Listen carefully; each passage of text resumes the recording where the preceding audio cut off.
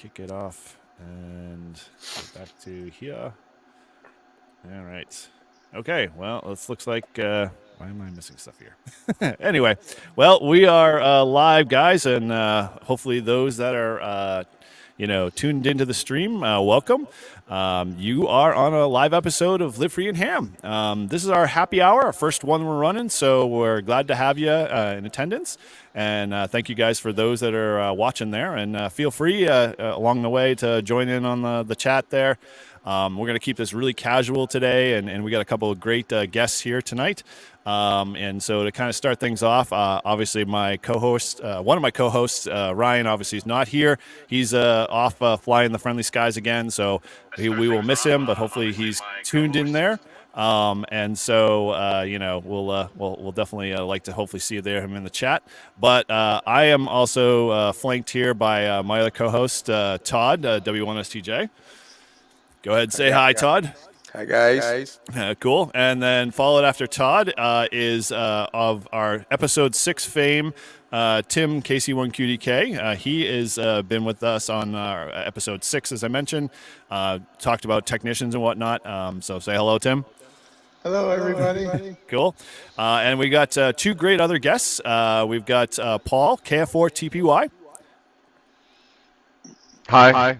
Infamous fame from our POTA videos. Oh, POTA dogs. Yes, I totally forgot. My mistake there, Paul. Yeah, we had a great time getting out there after having a crappy day. Made a great video of that, so you can head over there and watch Paul and I make some great contacts. And, we had a great guest as well, Rob from the YouTube channel 741. Go ahead and say, Rob. Hey guys, well, thanks for inviting me along here on this little chat that you've got. Hang on a second. We're just having technical difficulties. Sorry about that. No Of course, problem. the phone rings right at that time. I'm organizing an event in town tomorrow, so I think people are calling me. But anyway, thanks for having me here. Sorry I'm a little bit discombobulated here. Hang on. I'll get back to you in a minute. No problem. Sounds good, Rob. All right. Well, hey, we'll let Rob dive off to that. But, so those that are on the chat, we see Casey there. Thank you for joining, Casey, as well. Good to see you. And we are working on that echo. We apologize. StreamYard is just going to be a fussy mess tonight. So we apologize for the echo there. But we'll definitely, try to do our best to combat that and still, keep this thing rolling on the tracks there. And we got a couple other people there. We got Jason. Good to see you there, Jason. Whiskey 5 India Papa Alpha. And there's a few others here as we start to keep chiming in here. So feel free to, say hello in the chat. We'll make sure we circle back around later and make sure we get you guys there on the list. But tonight is our kind of a happy hour session. So we're going really casual tonight. We really just want to, make this process, fun. And, it's our first attempt at, doing a live stream with a bunch of different guys. And as you can tell, technical difficulties are, not evading us tonight. So again, it is what it is, but hopefully everyone enjoys it and, can be part of it. Kind of in our usual style, we like to, kind of kick things off with all of our typical shows. What's been going on in your ham shack is usually our, tagline of choice. If you got something going on, definitely, we'll kind of go through the start of the list here and I'll start with Todd, but, as in our usual fashion, like I said, what's been going on in your ham shack, Todd? Well, Friday I was able to activate a park, which was, or actually 2 parks out in Vermont. I had an hour to go, or a few hours to go between my 2 meetings, so I went to Thetford State Park / State Forest, Kilo 5545 and Kilo 3147. So made about 23 contacts, all on 10 meters. So it was good activation, and as soon as I was done, it started to rain, so the weather held out on me. I couldn't believe it. As soon as I got everything in, I get in the Jeep, and it just started pouring. I was like, sweet.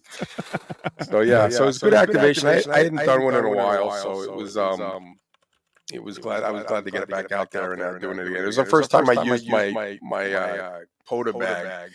So it was really nice having everything in one bag and just being able to open it up and get everything set up. Awesome here. So we're gonna play the mute game. So just so our participants here can control this a little bit, so we don't have this the treacherous echo that keeps haunting us. Mute as you can, and we'll just deal with it as we go. So over to so awesome on the POTA stuff. I mean, you got Vermont in the books there, and how many contacts again? You said you had. I had like 23. I did Vermont, I think in July. It was my first time activating Vermont, but this one was a twofer. It was right on the Connecticut River, so right on the border. So it worked out perfect. It was right where I was driving by, and I stopped by and set it up. Very cool, very cool. All right, well, hey, so passing the baton on there, go ahead and take it, Paul. So what's been going on in your ham shack this evening or this week? Well, so I got a chance to go visit Russell Abbott State Forest again. I went out with the express intention of tuning my new Xtena. It didn't go as planned, so a couple hours in, I said, you know what, I'm going to throw the MPass 2.0 up and just have some fun, make some contacts. I think I was on air for about 2 hours and made 52 contacts. I went into the middle of Europe and all the way out to California. So I was really happy with that. Then I had some issues at the home shack. My primary antenna, the Cobra Ultralight Senior, went deaf. I did sort it out. What had happened was the feed line where it connected to the balun had shorted, and so it was totally fried on the inside. So I swapped the feed line out, and now my dipole's back up in action, and I'm good to go. Is it sounding a heck of a lot better now that you sorted out the water? I mean, it got water in it the first time, right? Oh, the entire balun box was filled with water. Yeah, I didn't read the directions. They say there are no weep holes, so make sure that you drill weep holes before you install it. Who needs the directions? What? Just toss them out to the side. Why not? Exactly. What's a manual for? Who looks at manuals? Cool. Well, glad you got that sorted out and you're back on, and so you got some. So contact wise, you got 52 that time, and you were a 2-hour time span. Yeah, about 2 hours. That's impressive. So doing pretty good. I if you haven't caught the video on my channel at all with Paul and I, head over there. It's the POTA Dogs one. It's just the latest one released. But we had a blast. We were both having crappy days, and we decided just to get out there and play POTA, and we were all the better for it for sure. It's my new favorite state park. I know, totally. So cool. All right. Well, hey, good on that one. So let's pass the baton anyway. Pass it over to you, Tim.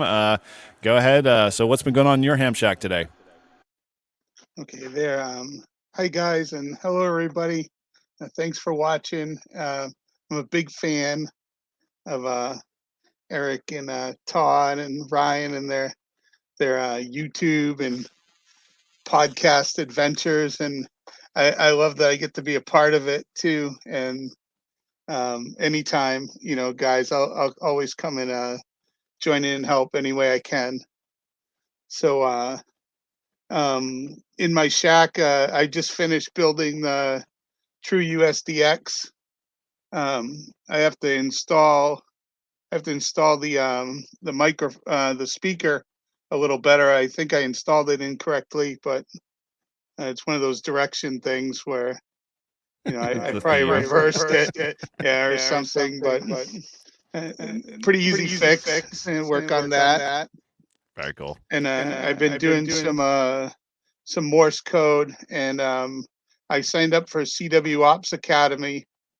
They test you before they let you join a class, and you get to qualify for the class. And I was pretty proud of myself. I qualified for the intermediate class, but I signed up for the fundamental because I still feel like with multiple choice, anybody can be intermediate.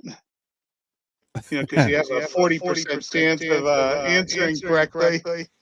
Yeah, well, hey, dude, you're probably way better than me at CW for sure. And I have to say, it's coming along. And the last POTA we did, I tried to activate with only CW, and Steve was there. He was helping me.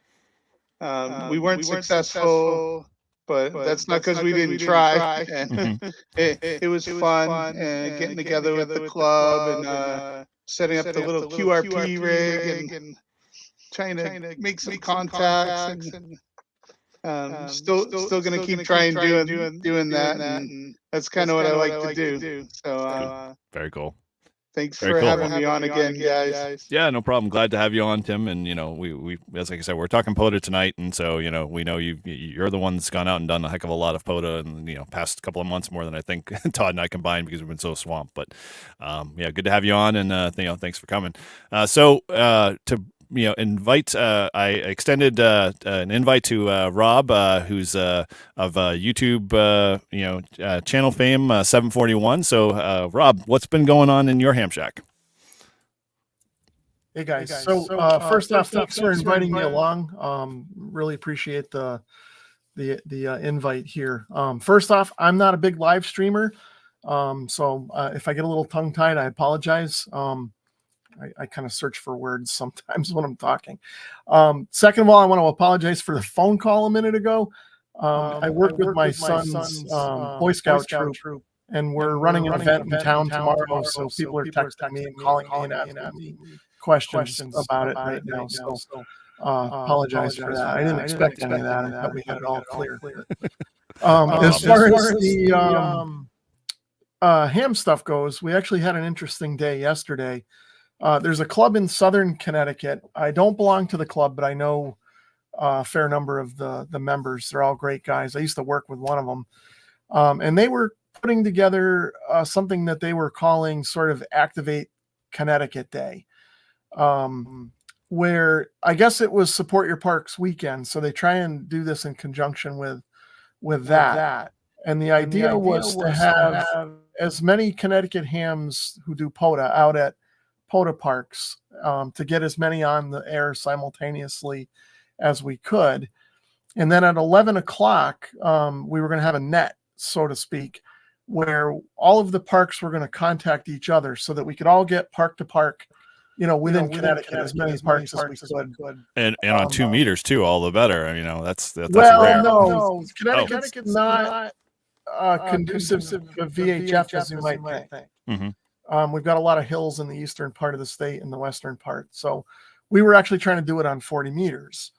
And it started to work out pretty well at first, but what ended up happening yesterday, I think it was the same thing up there for you guys in New Hampshire. It poured.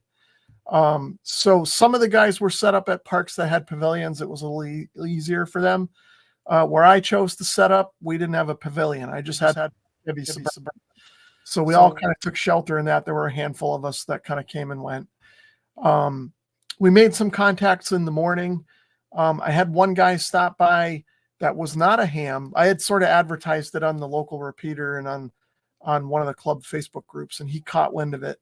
So he showed up. He's interested in soda and POTA, doesn't have his license yet, but wanted to ask some questions and see kind of how it all went. So I spent a good hour with him just talking about ham radio and getting his enthusiasm up and that kind of thing. So I think we got another guy that'll be soon, so it'll be good.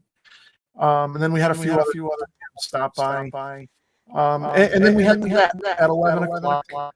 And it started out okay, but a lot of guys didn't make it out to the parks. So we had a list of about 15 or so people that were supposed to be out, and maybe only about half of them were there. So then it started a little bit of time. There were some gaps where there was dead air. And then ended up having a jamboree on the air station fire up 1 kc away from us, and it kind of wiped everything out. So we just kind of called it quits at that point.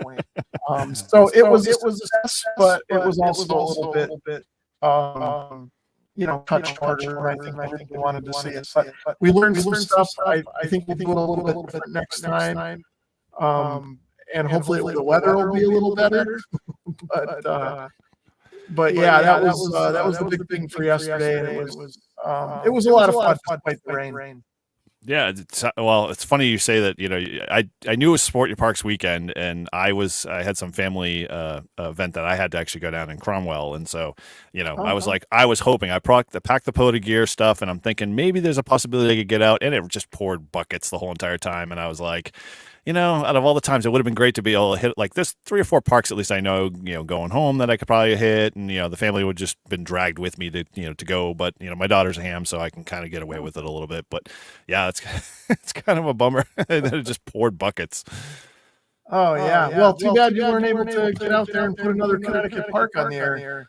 Yeah, if I knew, I think that would have been a blast. I totally, that what you guys do, that's exactly kind of what I'd love to be able to, represent. That's an awesome idea to be able to just do that in the state you're in, to be able to just kind of get more people active and out on more parks, especially on Sport Your Parks weekend. I mean, that's even better. But yeah, just that rain, I think, killed everything, and it was Jamboree on the air too as well, right? Yeah, that was going on too. So yeah, that can add to misery, especially with the rain. But hey, scouts are used to the rain. I'm an Eagle Scout, so I know I can tolerate all that. Not that I like it, but I can tolerate. So cool. Yeah, all right. Well, my son's troop isn't really into the radio stuff yet, but maybe they will. We'll see. Yeah, it's kind of funny because like my history, that's kind of, I got a little taste of it, but it was only like 1 or 2 hams in the troop at the time, and they really just they did their thing with the radios, and they were always the cool guys in the camp when we went to like do some backpacking trips, because they were the ones for the communications side of things. So I was like, oh, I want to do that. I can't pack my CB radio, so let's see what this ham stuff's about. So cool, guys. All right. Well, it's great to have all you guys here on here. We're gonna try this, a little bit on and off. So if you play your mute buttons on and off, see if we can minimize some of the echo if you hear it. But ultimately, we'll hopefully we'll keep the conversation flowing.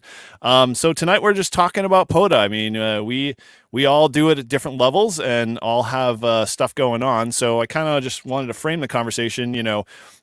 What POTA activity you kind of like love to do? Like, what's the biggest thing when you do get a chance to get out there and do POTA? Are you more of an activator? Are you more of a hunter? Do you have like you a big QRO guy, QRP guy, 100 watts or die? Kind of talk a little bit about that. What's your setup a little bit, and we'll kind of bounce ideas around, because I think some of us have similar kind of configurations, but it's always good to hear, other people's take on that, because I know, a few on the stream here definitely have done the QRP thing, and the legit QRP thing, and, and have done really well with it. So anyway, who wants to kind of take it first and, talk a little about the setup? Todd, you're a seasoned POTA guy. Go ahead. Yeah, I like to do, hold on a second, I gotta get the echo off. All right. I like to activate. That's probably my favorite thing to do. I'm also a hunter. I've got 2 states away. I need Alaska and Hawaii. I've hit both of them while I was at parks. They just weren't parks that I was talking to. So looking for some parks out there. So there was one last night when I was working, and I was all excited. I get on my Flex and I'm remote, and I can't hear anything. I'm like, yep, not going to hear that one. But yeah, that's what I like to do the most, is just get out and do it. And I don't do it often enough. I was on a rampage where I was doing them all the time, and then I just got too busy. I'm coaching baseball and just stuff with home and kids and work. So I've kind of slowed down. That's why Friday was a nice change, because it was good to get out, get the gear out again, and remember how to do it. And I think my favorite part is when I get a pile up. I love working the pile-ups. It's a lot of fun, and I get into this zone, and then when the pile-up finally ends, and I look at how many contacts I made, I was like, wow, I can't believe I made that many. So that's kind of my thing, and I like going out and checking out new places. There's a lot of cool places out there I'd probably never go to if it wasn't for Parks on the Air. I probably wouldn't be driving around and taking a 10-minute detour to check out a new park. Just because, why would I go there? But now I have a reason, and I like to check it out. And I've been traveling a little bit for work, so I've been down to Mississippi, Florida. Looks like I might be going down to Virginia soon, and Arkansas. So I like to get the new states. So I'm gonna set a bucket list that I'll work every state before I die. So I'm gonna have to take some road trips, I think. dude, Virginia is definitely the place to, it's for lovers and ham radio operators. That's what I hear. Cool. So, who, in general, who wants to pick it up next? I'll talk about what I like to do when I activate Park. So far, I've been activating all digitally. I haven't talked to anybody really. That thing hanging from the radio, I What just is that? unplugged that. I don't even bring that with me. So I've done a lot of that, and I've been trying to do Morse code, and I've been struggling with it, but eventually I'm going to be able to activate a park with CW, and that's my goal, and getting closer all the time. So Nice. Nice. So, have you done? You've done any CW yet? Have you actually done a park and activated a park under CW at all, or no? no, not yet. Okay. And so, I've made a CW contact as a hunter, yeah.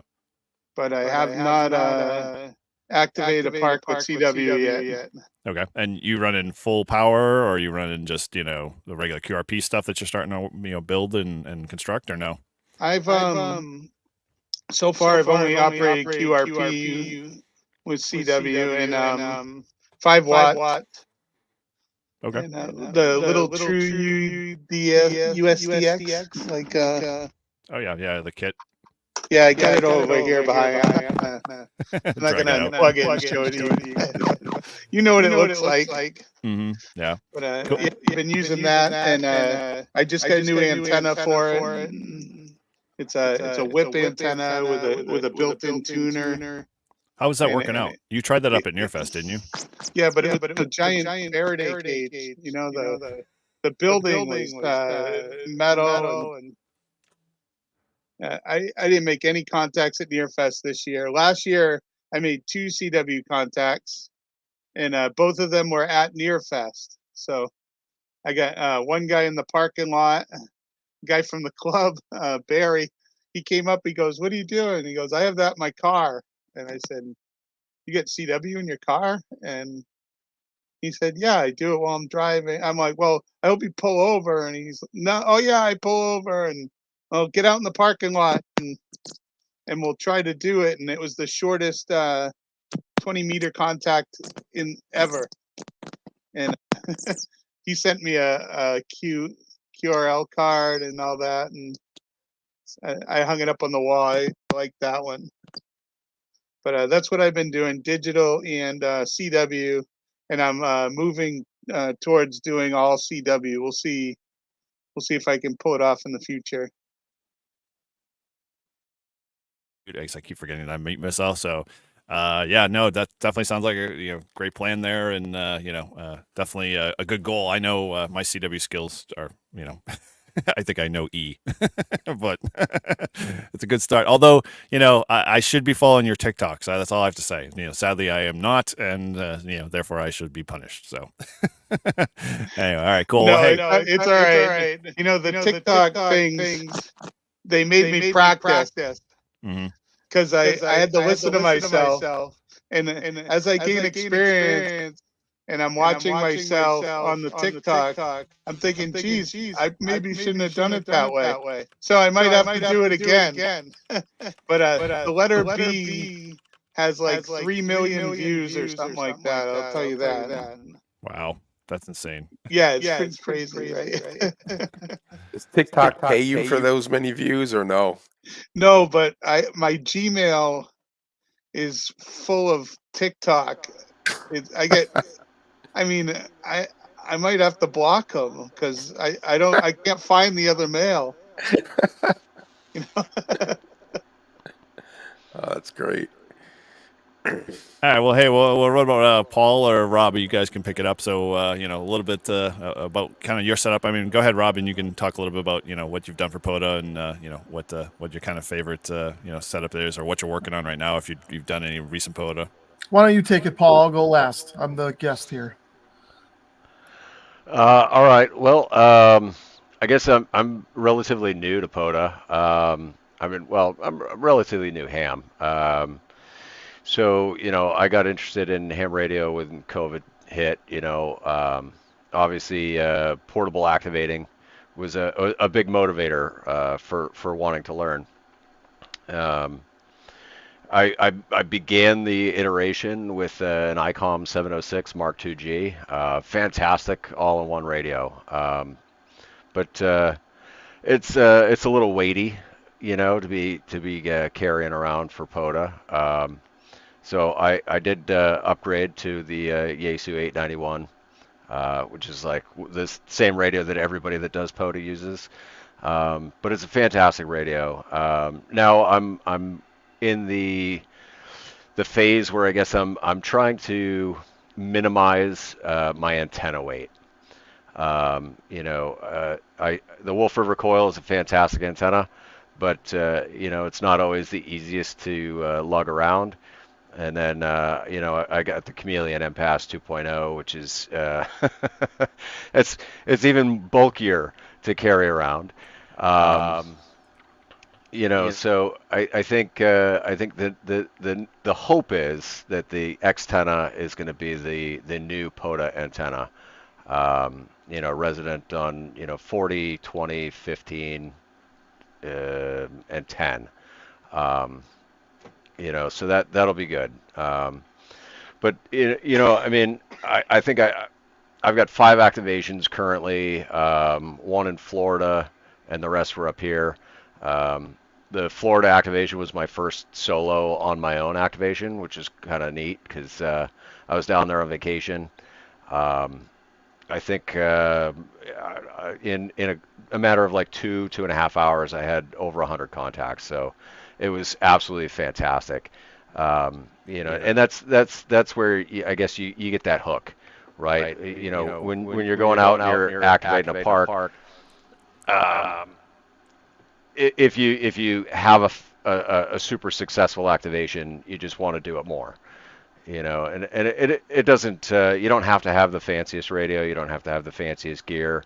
I've seen everything from really inexpensive setups to really expensive setups. And I think if you've got any interest at all, just explore that interest, go out with somebody, and you'll figure it out whether you like it or not. Yeah, it's totally it's like you said, it's an addictive drug for sure, but it's one that you don't have to go through a recovery system for. Thank God. you know, You just gotta watch the bank balance. well, yeah, true. There we go, and the wife factor, but unless she's a ham yourself and you get lucky. All right. Well, hey, cool. So what's going on with you, Rob? So what's the POTA look like? I started doing it a few years ago, and then I kind of got sick of it for a while.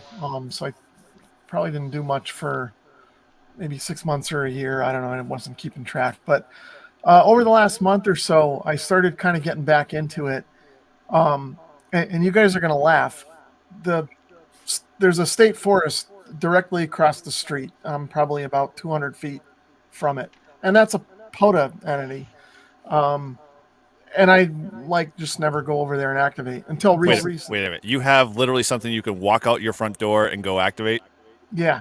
You could get like a kilo in a day. Yeah. No, so I obviously activated over there and stuff, but not very often because I'm always going like all different directions and stuff.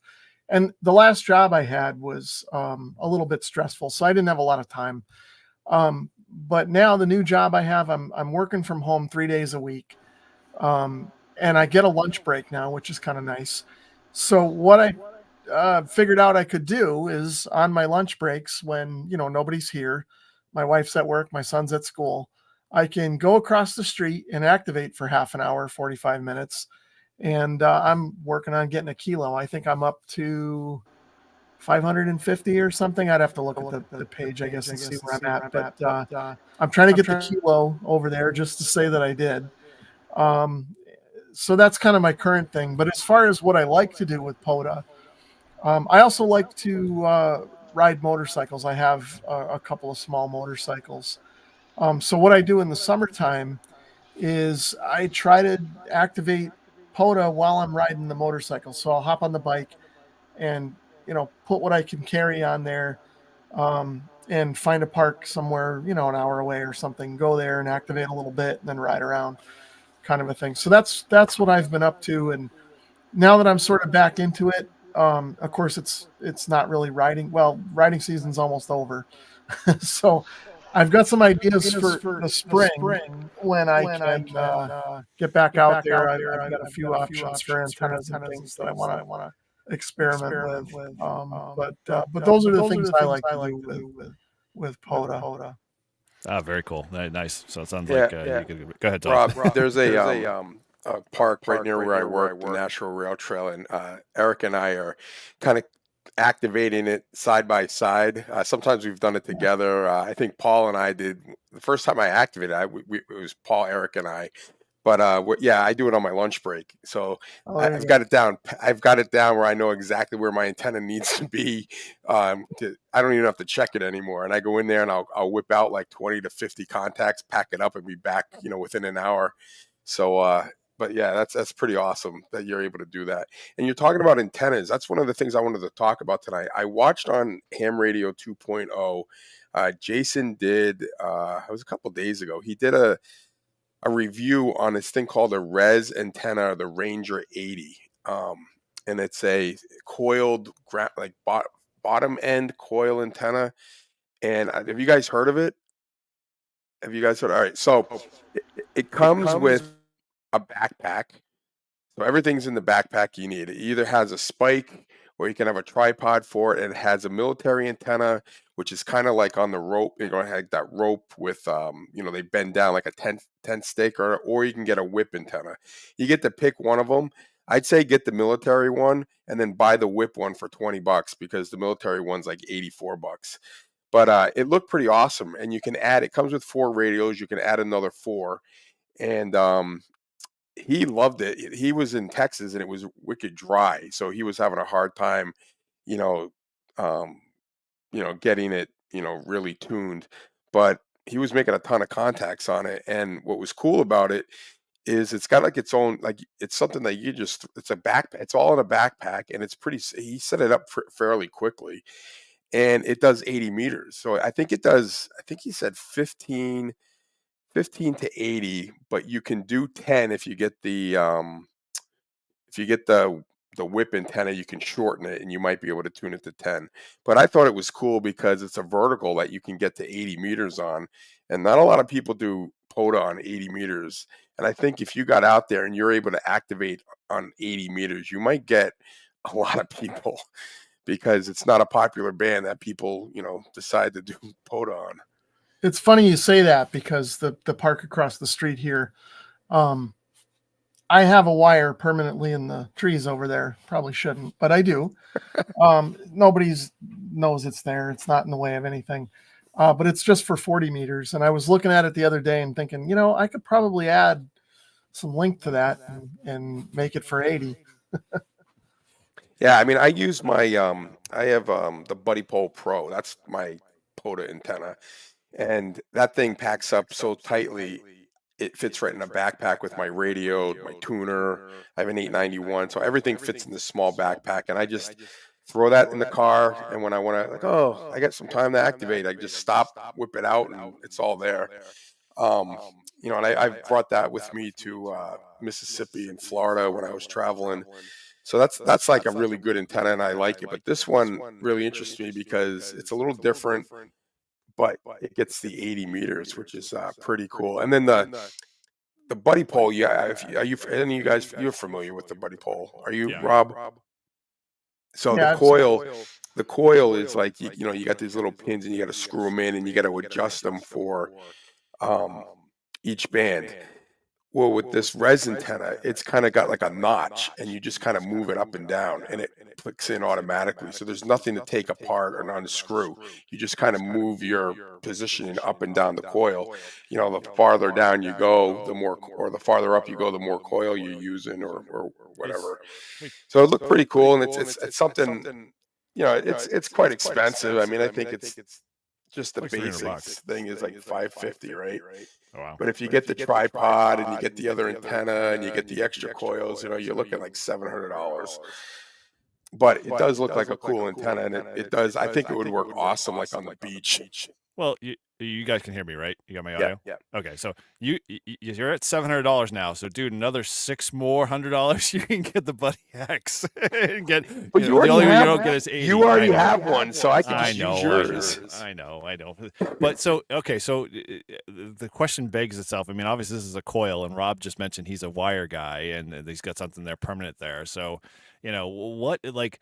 This is a kind of a debate for me because I'm a big Wolfer recoil guy. I love my Wolfer recoil, and I know a few guys have it, and some of them have moved on from it, and are doing other directions, and totally fine. I mean, I'm not gonna hold anybody over the feet to the fire if you're not a Wolfer guy or whatever. But I love that antenna. I mean, it's been my go-to since day one, but it sounds a little bit like the one you just described a little bit in terms of configuration and and design, right? Is it the same kind of setup or no? Yeah, so it has the coil, but it's at the bottom, and then you have the antenna on the top, and then on the coil, it's got this mechanism that kind of you move it up and down.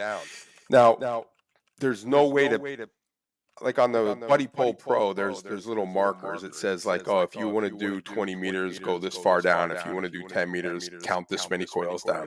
This one really doesn't have that. You're kind of moving it up and down and trying to figure it out. He did say like, once you use it a couple times, you'll know exactly, you'll know in the general area where 20 meters is, where 10 is, whatever ones you're activating on. Right. So yeah, I mean that's it was just it's pretty cool antenna, and like I said, it comes with a backpack, so it's all packed into one thing, and he set it up pretty quickly. I mean, he said the biggest problem was it's so dry there in Texas, they hadn't had rain, that he thought that maybe the tuning was a little bit harder just because the radios weren't. There's no moisture in the ground. But he You know said how to solve that problem? How's that? Pour water on it? Or pee on the base of your antenna. You got to relieve Watson, yourself anyway. Watson. Yeah. that Hey, may Watson lead to to the some, antenna. Yeah. you got an animal. Spring for sure, Watson. Just so you guys know, Watson is Paul's dog, and on field day he peed on my tent or my canopy. So that's during the live stream. That's the inside joke. He was the star of the live stream for field day. You guys know who Tim Tron is? You don't know who Tim Tron is? No. Ask him about Pissoline sometime.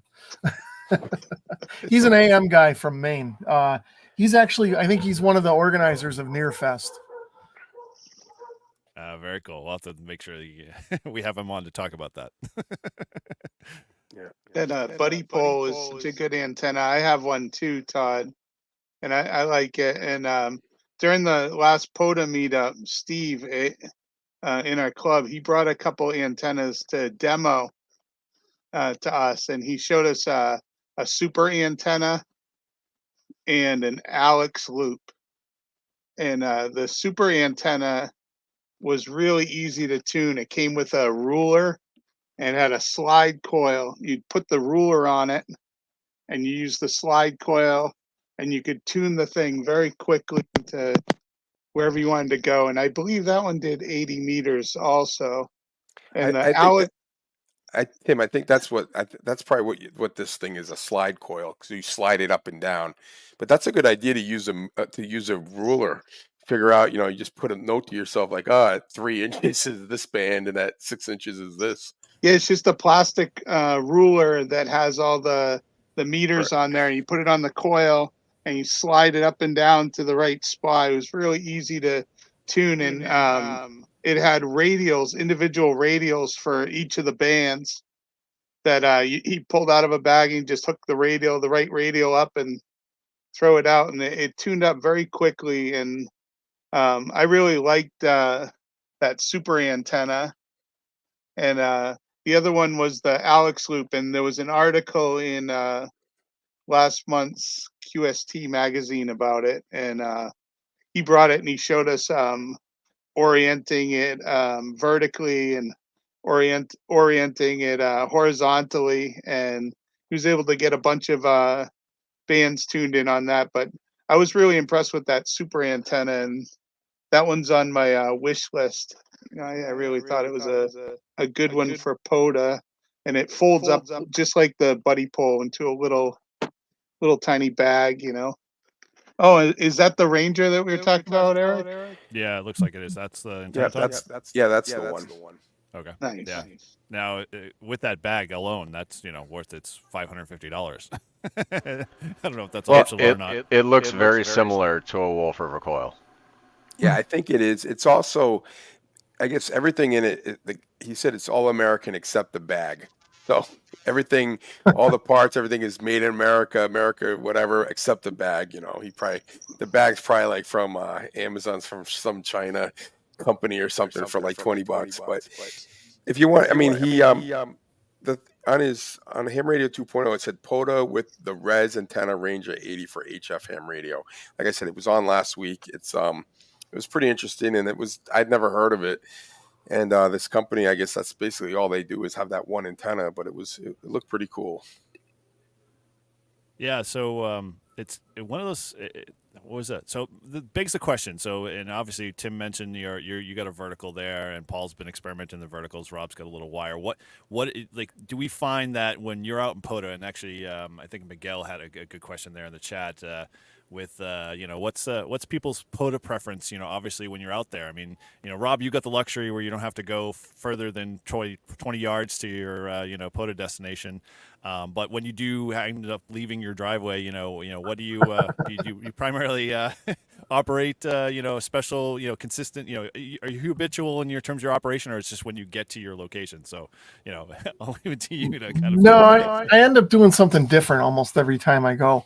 So, of course, it depends on what vehicle I'm taking. If I take the motorcycle, then my options are limited. I have mounts on the motorcycle. I can put 2 ham sticks on the motorcycle and bring those along with me. They're vertical, they stick up. I look like a fool riding the thing, but I can carry those to the park. And I have some radials that I clip onto the mounts, and it works great. I sometimes have to use a tuner because the ham sticks go out of tune a little bit on me, but that works just fine. And what I've found with that is when I'm on the motorcycle, I end up at these obscure like wildlife management areas and stuff for some reason. So there's no picnic tables. So I actually have a foldable camping chair that I got on Amazon that, packs up. I can put that in the tail bag on the bike along with my, radio and stuff. And that works great. I have no problems with, using one of the ham sticks, the radials, and sit on the chair, put the radio on the seat of the motorcycle, and just kind of chill out there. If I'm going to a regular park, then I'll take my car. I've got an old Suburban that I drive around most of the time, so I'll just pop the hatch, and again I got my foldable chair. I'll sit on the ground and use the base of the car as my surface, unless there's a picnic table or a pavilion or something like that. In which case, I'll prefer that. And if I can throw up my end-fed half wave, I'll do that. If not, I've got a ham stick mount on the car too, and I can use those. So that I've had lots of success with just the end-fed half wave or the ham sticks. When I first started doing POTA, I had a linked dipole, and that was capable of 80 meters as well. I could stretch that out if I was at a big enough place, and that worked good, but it was a pain in the butt to set it up. So I've just gone down to the end-fed half wave or the ham sticks for right now. I was experimenting with a Delta loop that I was going to try and bring out, but that got real cumbersome to kind of pack up, and I left it across the street. I was going to experiment with it, and somebody took it. So I like the idea though on a park, guys, throwing up a wire and just leaving it there, and then especially when you do all the time, like Eric, we should probably think about that for the rail trail. Yeah, the only problem with the rail trail, I'm sure like Rob knows that he can see the traffic and stuff like that. We'd have to like go down there and make sure our antenna is still intact or hasn't been taken down by Parks and Rec or something. Well, this spot across the street, nobody goes there, so it's it's just in the trees. It's out of the way. It's not bothering anybody. And when I'm done with my kilo, I'm going to take it out of there. But it's funny. Like for me, I do a lot of parks. Like kind of like on a whim. Like, oh, let's see if I can activate a park. So it's real short short, and it's not like that. But if we were going to do a park like for a long time, like Eric has the Hex, the Buddy Hex, is it called the Buddy Hex? I think, Eric, and that thing is awesome. But we went to a park after Nearfest in the spring, and we spent like what 2 hours trying to set it up to find out that they gave us the wrong length. So we never got it to work. So we whipped out the buddy pole. We were like, we're going to activate this park because we've been here for 2 hours, and we ended up using that. But I think like if we were going to do like an all day activation at one park, I mean, I think like his hex beam would be the one to go with, just because it's you're not as compromised. But I've always used the vertical. I think I've used a wire maybe once or twice, but the buddy pole Pro is my go-to antenna for POTA. But like I said, I'm up for looking for other ones too, because I mean it's always nice to mix things up a little bit. So if I could, kind of chime in with my input here on Miguel's question. Um, as a relatively new POTA operator, right? I find that my kit and my setup is constantly evolving. And so it also depends, on where you're going, and what the setup is like. Obviously, if there's a picnic table or a pavilion, that's ideal and it's very nice. Uh, I keep a little Cabela's folding aluminum table in my truck, and a little foldable chair. I mean, obviously, I'm not gonna hike for miles with a 50-pound pack, and my table and my chair. But if I can park somewhere and I can walk, within 500 yards, of my truck, I'm quite content to just lug that stuff. But the hope is that down the road, um, I can have like a smaller bag, where I can just take a couple of my organizational bags, and I could throw them in a smaller bag, and I could have my radio, a battery, and the antenna, where like I could hike up a mountain with it, and activate anywhere along that line. So I thought it was a great question that Miguel put out, and you should kind of want to try and tailor your setup to where you're going the most frequently, and it never hurts to have a backup setup. Yep. One is none. Two is one. Yeah, exactly. Yeah. So for me, it's like funny. Actually, I'll throw it over to you, Tim, since I'm the one developing the echo here. But so when you go out and do your POTUS, Tim, what's that kind of look like? Um, I've done a few different ways, and I'm like Paul. I'm relatively new. Also, I've had my license for a couple years, and I've activated the park with the end-fed half wave, and I've also used the buddy pole. And I like both. Just depends on what you're doing and where you're going. The first park we tried to do was Chloe Dam, and Kim and I went out there and set up, and my radio failed. So, but it didn't deter me from still trying. And another one we did was Marshall State Forest, and I did that in New Ipswich with a vertical, and we had to drive really far out into the woods. And Kim and I took our Rav4, and we drove up a logging road a few miles into the woods, and there was nobody out there. I mean, we were out in the middle of the woods, and we set up on the logging road.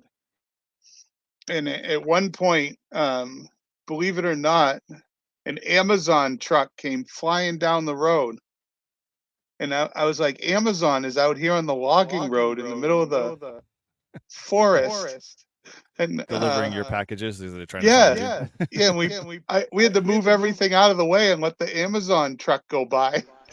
Was it And like Domino's where you just dropped a pin? You were like, "Give my delivery right here." I don't know, but he went off into the woods on the trail and he never came back. So I don't know if I bet he had to poop. yeah, or he knew somebody out there, or he's sleeping in his truck or something. But Kim and I were both wondering, where the ghost Amazon truck went, because it just went off into the woods and never came back. And we were pretty far out in the middle, and there was only like four people who had activated that park, and I see why, because you got to really drive far out into The woods, into yeah. the middle of nowhere. The only people that can get out there are Amazon and really determined hams, I guess. So Okay. So when you did those activations, you prefer your verticals over or QRP more, or do you enjoy running 100 watts? I enjoy using the vertical, the buddy pole that I've used. I like that antenna, and I like Paul's Wolf River coil antenna he had at Winter Field Day, and that does 80 meters, doesn't it? Yeah, yeah, that does. Yeah, and that's a pretty nice antenna. It's pretty durable, and that's the one that we've seen demoed at the club. Eric brought it to the club and did a talk about POTA, and he demoed it, the Wolf River coil.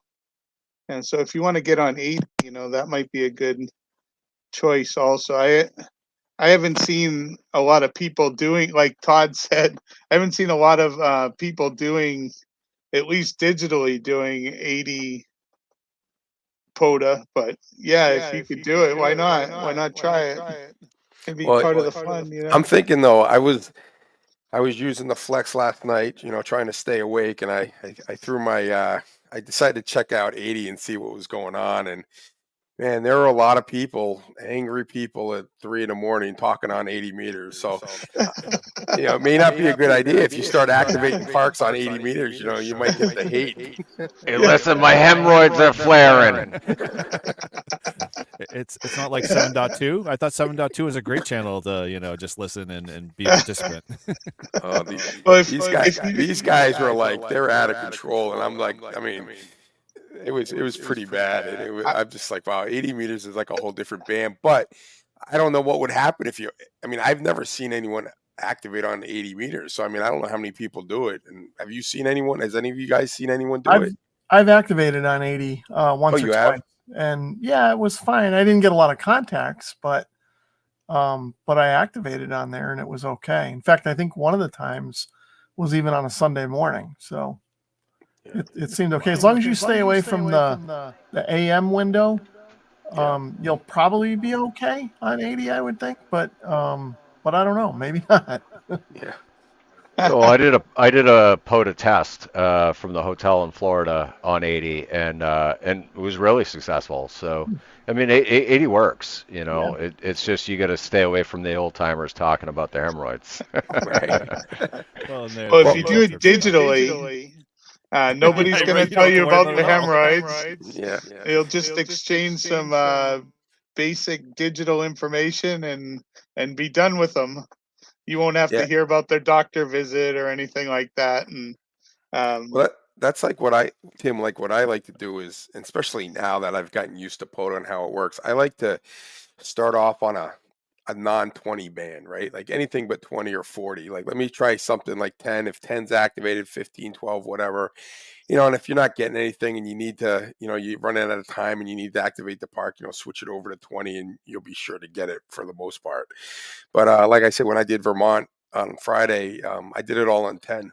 And I was going to switch to 20 because I saw a ton of people on 20. The band looked strong and I ran out of time. I'm like, oh, I got to get out of here. So, I like doing the bands, and I've gotten a lot of people like thanking me, like, hey, thanks for activating 10, because it's not too many people do it. But lately 10's been happening, so there's been a lot of people. There's been more and more parks being activated on 10. Plus, you get, I got everyone everywhere from California out to Poland, and basically the whole United States. So on my they were all over the place. So it was a pretty good activation, and like I said, you get a lot of foreign. I did activate my farthest park I hunted was New Zealand, So I got a New Zealand park. But that was again at like 2, 3 in the morning. Hey, that's awesome. Yeah. Yeah, that's pretty good. And 10 meters will also, this would also give the technicians a chance to make a POTA contact. So I think that's a good place to go and try to activate. Yeah, so for me, I guess it's one of those things that I tend to try to prepare as much as I can. But I do a lot of driving, so like my park activations are like within like 45 minutes, get in, get out, and I'm done. So I try to take advantage of like the quick drive-in type stuff and activate. But for me, it's always if I forget my Wilford recoil, because I've been doing that lately, I don't know why. Maybe it's because it's underneath my desk and it's in a bag that I just don't grab when I grab all my stuff. But I've got an ATAS 120 on the truck, and so that's always been like my lifesaver. So that antenna does phenomenally well for being a compromised antenna, and I have to say, even like when the conditions have been just really bad across the board because we've got a solar flare or something, that one is kind of almost in every time, or almost maybe once, I think it hasn't saved my bacon and I came up short activating. But that was like those treacherous moments where you just sit there and you're like, I need one more contact. How many more 1,000 times do I have to sit there and go, CQ POTA, please someone respond? And all you have to do is say last call, and then like 15 people will call. I did. That's my secret. I do last call for Vermont, and like all of a sudden it was like boom, boom, boom, boom. Like they're just waiting, right? Like they're waiting, like, oh, when's he gonna call last call? But yeah, you get the stragglers that come in, and yeah, you'll get a few more. But Or you got to bring your XYL with you and have her call. Yeah, well, Because that's my secret sometimes button. that works. I know Todd rags on me for having a secret button. My daughter goes on POTA events with me sometimes, so she records the pre-recorded CQ message. So in in an emergency, I'm pressing that button, and it tends to get me over the hump there. At that point, after the third guy realizing that it's a guy on the other end, it shuts the system down pretty quickly. he but cheats. don't Hey, cheat. Feel free to have her record one for me. Yeah. See, it's I could start a business on this one. See, Rob, what happened was his daughter comes to field day, and I'm in my, what do you call it, my shelter, trying to work a pile up, and I'm trying to get through. And I'm probably 45 minutes. I'm not getting anything right. She goes, "Oh, let me try." First time, boom, done. I was like, "Are you kidding me?" I've got a similar story. I've got I guess it's over there. I have an Elecraft K3 that I won at Nearfest. It was the door prize in 2013. But it's the bare bones. It's the 10-watt model. So it's a K3, but it's only 10 watt. Doesn't have the 100-watt. I brought it to my club for field day one year, and I don't remember what antenna I had, something, and a G5RV. I had that set up. And I'm using this 10-watt radio, and nobody's coming back to me. And this lady came over. She was sort of new to the club at the time, and I said, "Do you want to operate?" I says, "I'm not making any contacts here, but feel free." I said, "The radio's only 10 watts, so maybe we're not going to make too many contacts." And she said, "Oh, that's good. I'm kind of new, so I want to go slow." Okay, so she gets on, instant pileup, 10 watts. So it's like, okay, now I see what's going on here. But she had a lot of fun. I'm glad that she got on the radio and got that experience. Well, and you did get the credit for activating the park, though. So you technically. Well, this was field day. Oh, field day. This was Okay, club so field day. So we were using the club call. You helped the club along. Yeah. Good on that one. Get you some points. Yeah. Hey, it always works. And actually, we should have them on and have them share their stories. But it'd be pretty cool. So cool. All right. Well, hey. So one last go around to anybody working on any interesting what we'll call phase 2.0 projects, like for me, we'll give a little primer here. I'm shaping up a beach kind of QRP setup that I can take, that's pretty portable with me for summer vacations and whatnot. But any of you guys working on other like kind of travel POTA type stuff, or you're refining your kit, what anything that kind of been working on recently with related to that? I'm working on a cold weather setup, and I I have my ice hut and my buddy heater and a little antenna. Just getting that together because Kim and I are going to do a few cold weather activations, and we might combine it with some ice fishing. I don't know yet. We'll see. Yeah, the only thing I got planned is I've got that ATIS antenna, and I got to get a Ryan, our other co-host.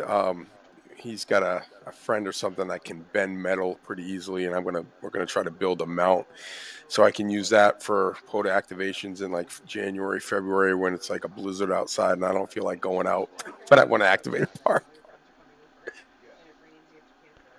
Well, so Todd, you should have got the clam ice house to go with your summer one. Yeah, I know. Well, I almost bought that one and not the summer one, but that summer one's pretty cool. And It is. that's a pretty except so I got this so everyone knows I got this shelter. It's like a screened in shelter. It's pretty big. It's kind of like an octagon. And it came inverted, meaning they put the cloth on or the material on inside out. So I was like, you got to be kidding. Of course, I didn't check it out. I get it on Amazon. I leave it in the box. I bring it to field day. Like, what could go wrong? And thank God Paul was there, the Marine, and he figured it out. And we actually inverted and flipped the whole thing around and finally got it, up and running. But they also make the igloo, cold weather. What do you call them? Like the fishing huts, right? Yeah, it's Pop-up portable bob house. Yeah, portable bob house. So, but yeah, so that's my station setup that it's big enough that you can have a bunch of people in there, and it's got some Velcro side panels. So if it's raining, I could protect the equipment from the rain getting in, and if it's not raining, you can take them off, and you got the airflow. So, but yeah, I couldn't believe it. It looked when I got the box, it looked like it had been opened or whatever. So I thought maybe it was just a return, but I'm sure someone bought it. Was like, this thing's inside out, and returned it. And I was going to do the same thing, but I was like, he's like, I can fix it, and we messed around with it and got it up and running. So Yeah, as far as the kit goes, I think it's good to keep an open mind that your kit should always be evolving. Um, Obviously, coming into winter, I'm looking forward to ice. Um, Hopefully, this year we're supposed to have a really cold winter, and so the last few winters we haven't had a whole lot of ice. I haven't been able to do a whole lot of ice fishing. So hopefully, I'll be able to put the Wolford recoil out outside the ice fishing hut and have my traps set up. And um, next week, so my birthday's tomorrow. Wedding anniversary is Thursday. So Wednesday we're going up to Forks, Maine, and it's my ideal vacation. It's a cabin in the middle of nowhere, and so I'm going to bring the radio up, and hopefully, I don't know that there's a state park right around Moosehead Lake or not, but if anything else, I'll get on the air and play some HF. Um, but yeah, like always be evolving your kit and always be looking at ways to improve and just have fun. That's the goal. Have fun. Talk to people on the air and just get out there. I agree. I think it's, everything from a shack to your Go kits to your POTA kit, everything's changing, every day. You'll find something, you'll see something that someone has that's better than how you were doing it. Like, oh, I'm going to change to that. Or so like it's a never ending project, which I think that makes it fun. I mean, it makes it kind of interesting. It doesn't, when I first became a ham, I figured I'm going to buy one HT and be done with it. Oh, then I'm going to buy a mobile rig, and then I'm going to buy an HF rig, and I'm going to be done. I'm never going to have to buy it. And I'm going to buy one antenna, and they laugh at me because now I'm buying antennas. It's just getting crazy. So, but I think that's part of the hobby, right? It's like new stuff comes out, new technology, bigger and better, smaller, whatever. Well, if you went up to the cabin in Maine and never saw anybody, then you'd only have one radio and one battery because there's nobody else to encourage you to go buy more equipment. It's that damn social media and the internet, you know. You see things like this, like I don't want to spend $600-700 on an antenna, but I watch this, I'm like, oh, that thing looks really cool. That would be a great antenna to use for POTA. Yeah. And How about you, Rob? yeah. So for my stuff, I think I've already probably mentioned most of it. I'm trying to work on the motorcycle setup for next year. Hopefully I'll have more time to ride. So over the winter I can get that refined, and when the warm weather hits, I'll be ready to go. And then I just want to finish my kilo across the street before the snow flies, because once it does, I won't be able to get over there as easily.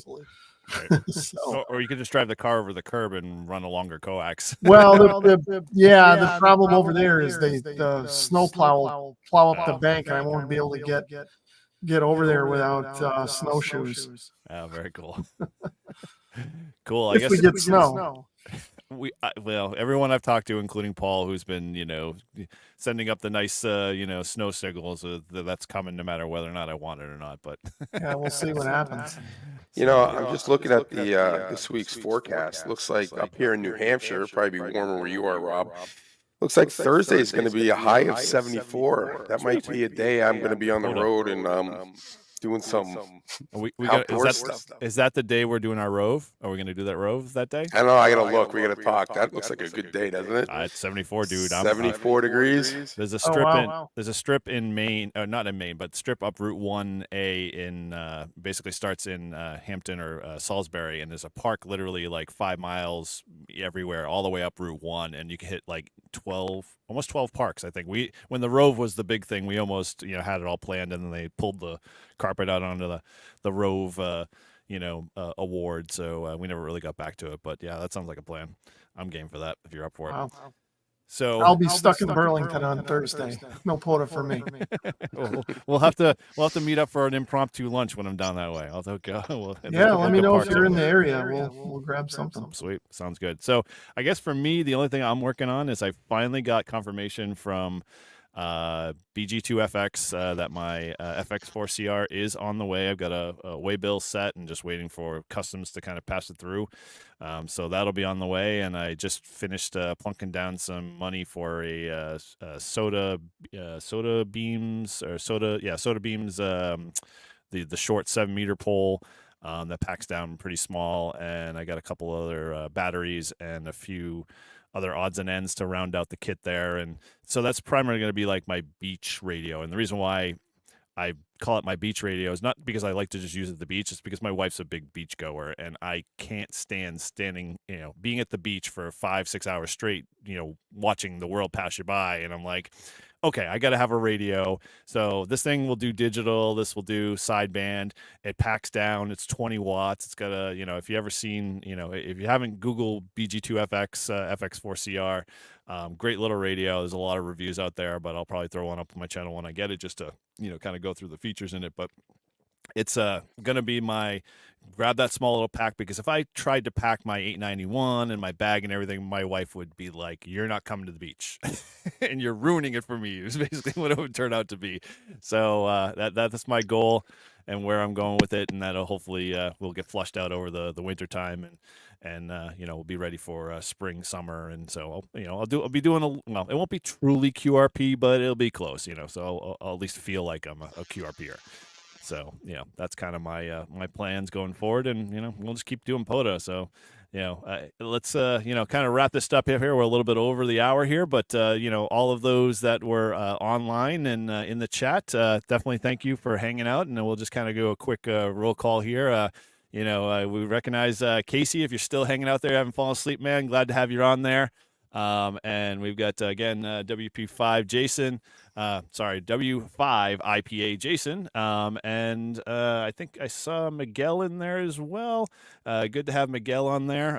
And he was the one with a great question. So thanks again for posting that question there, Miguel. And so outside of that, we just want to go through here. If you want to let us know where people can find you and how they can get in contact with you, we'll start with, go ahead with Tim and, how can people get a hold of you? Okay, thanks for having me here tonight, and you can check out my website, kc1qdk.com, and always a pleasure to talk with all you guys. And remember, failure is part of success, so don't be afraid to go out there and try it, because even if you fail, the next time you're going to succeed. So keep trying. 73, everybody. Very cool. And so the early birthday boy there and anniversary too, way to blend those together. I think us men, we just screw things up and do that all the time because my wife and I are the same way. It's her birthday's the 30th and our anniversary's the 1st. So nothing gets done well. So over to you, Paul. How can they find you? You can find me on QRZ. Obviously KF4TPY.com, or I'm sorry, KF4TPY on QRZ.com. Ham Shack Hotline, 610-000-0244. And I'm on social media, Facebook, and I got kicked off Instagram, but I'm on Facebook, so you can find me. Very cool. Yeah, if you want to follow some very good Scottish stuff, Paul's the guy to go to for sure. I always get a good education on that side. And so Rob, how can people find out more about you? QRZ is good. You can go to YouTube if you want to laugh and look for 741 all spelled out in words. Good luck with that, though. Great channel. Other than that, I can't imagine anybody really would want to contact I don't know, dude. Don't discourage yourself. It's a good channel. I go over there for the usual ham stuff, but at the same time, when you get into your motorcycle video was the one that kind of inspired me a little bit. I was like, oh man, maybe something to kind of dive into in the bike kind of aspect, more of the pedal style. But yeah, very cool on there. So cool. Well, again, thank you guys for being on there. Todd, obviously, how can they find you? You can find us, me on w1stj.com, QRZ, and also on Live Free and Ham. What is it? .com? .com. So, hey, I want to just also apologize to those of you that were on here dealing with this echo. We were dealing with it too. It seems like it just keeps happening. It's part of live stream. I'm assuming, right? We can work it through. Yes. Yes. Or computers in general. We'll just dump technology and go back to pen and paper. Yeah. Cool. All right. Well, hey, thank you again for everybody tuning in tonight. Again, if you want to, if you haven't already subscribed to the show, definitely subscribe to our YouTube channel, Live Free and Ham, or you can head over to our website and leave us a review. We love to get reviews, so definitely forward them on. We'll read your review if you post one in our next show. As we've said before, you can contact all of us on our social media for latest information, shows, and content. And we always have our Patreon links and buy us a beer links in our show notes and on our website. So if you want to help out the show that way, you can definitely click those links and show us some love. And as Todd said, you can find everything you need to about our hosts. And again, Ryan is not here tonight, but he is definitely missed as always, and I'm sure he'll be back to the U.S. coast soon, and he'll be back on another stream too as well. So with that, everybody, thanks again for tuning in, and Rob and Paul and Tim, as always, we appreciate you guys for being on the show tonight, and thanks for making this a blast. So with that, we'll say 7-3s, and everybody will say see you later. 7-3. Thanks, guys. 7-3.